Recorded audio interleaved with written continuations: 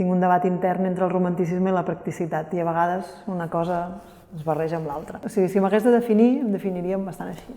Absurdament romàntica, perquè hi ha aquesta part que veig que aquest romanticisme pot ser... el puc trobar absurd en determinats moments i en altres moments el puc trobar imprescindible, no?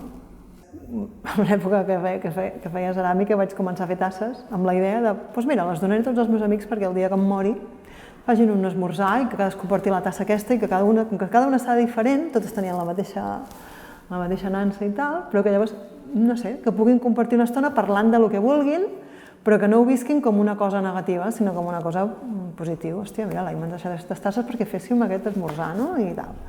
Bé, no sé, coses que... aquest afany organitzatiu, suposo.